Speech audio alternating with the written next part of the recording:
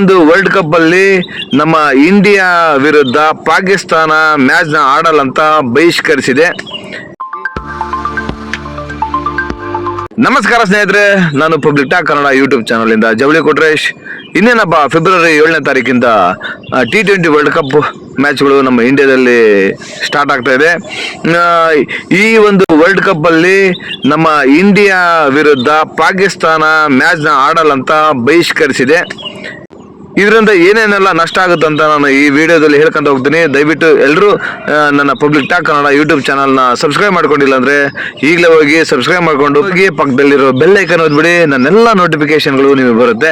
ಬನ್ನಿ, ನಾನು ಈ ಒಂದು ವರ್ಲ್ಡ್ ಕಪ್ ಮ್ಯಾಚ್ನ ಯಾಕೆ ಪಾಕಿಸ್ತಾನದವರು ಬಹಿಷ್ಕರಿಸ್ತಾ ಇದ್ದಾರೆ, ಇದರಿಂದ ಎಷ್ಟೆಲ್ಲ ನಷ್ಟ ಆಗ್ತಾ ಇದೆ, ಪಾಕಿಸ್ತಾನದವರು ಈ ಮ್ಯಾಚ್ ಅನ್ನು ಏನಾದ್ರೂ ಬಹಿಷ್ಕರಿಸಿದ್ರೆ ಇದರ ಬಗ್ಗೆ ನಮ್ಮ ICC ಅವರು ಯಾವ್ಯಾವೆಲ್ಲ ನಿರ್ಬಂಧಗಳನ್ನ ತೆಗೆದುಕೊಳ್ತಾರೆ ಅಂತ ನೋಡೋಣ.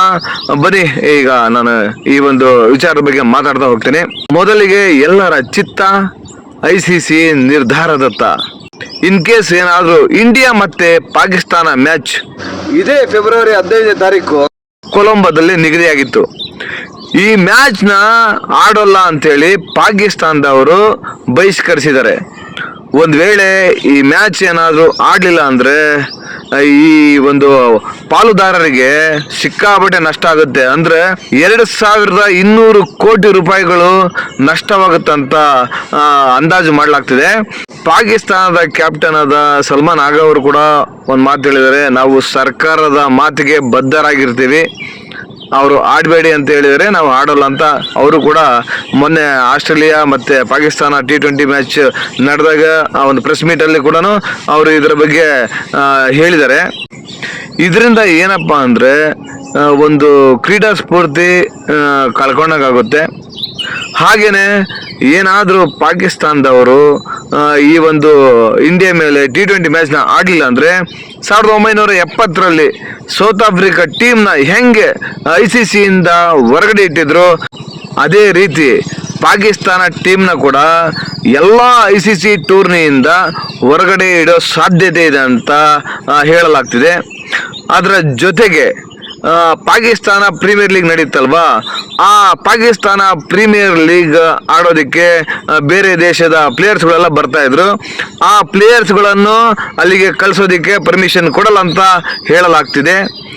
ಆಮೇಲೆ ಮೂರನೇದೇನಪ್ಪ ಅಂದ್ರೆ ಪಾಕಿಸ್ತಾನದಲ್ಲಿ ದೇಶೀಯ ಕ್ರಿಕೆಟ್ ಟೂರ್ನಿಗಳನ್ನ ಆಡಿಸ್ತಾರಲ್ಲ, ಅವು ಕೂಡ ದುರ್ಬಲಗೊಳಿಸೋ ಸಾಧ್ಯತೆ ಇದೆ ಅಂತೆ.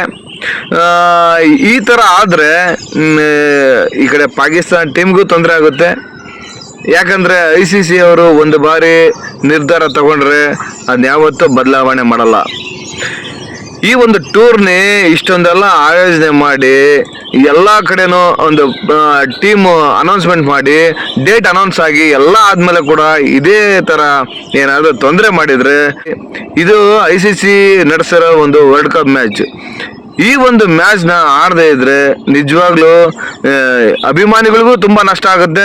ಯಾಕಂದ್ರೆ ಸಹಸ್ರ ಕೋಟಿ ಅಭಿಮಾನಿಗಳು ಈ ಒಂದು ಪಾಕಿಸ್ತಾನ ಇಂಡಿಯಾ ಮ್ಯಾಚ್ ನ ನೋಡ್ಬೇಕಂತ ಕಾದು ಕುಳಿತಿರ್ತಾರೆ.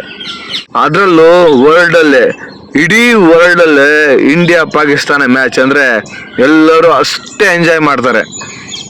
ಯಾಕಂದ್ರೆ ಆ ಒಂದು ಅಭಿಮಾನ ಆಗಿದೆ.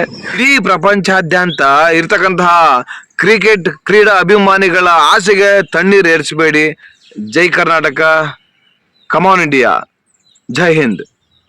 ಈ ವಿಡಿಯೋ ಇಷ್ಟ ಆದರೆ ದಯವಿಟ್ಟು ಶೇರ್ ಮಾಡಿ. ನಾನು ಹೇಳಿದ್ರಲ್ಲಿ ಏನಾದ್ರು ತಪ್ಪಿದ್ರೆ ಕ್ಷಮಿಸಿಬಿಡಿ. ಬಾಯ್ ಬಾಯ್.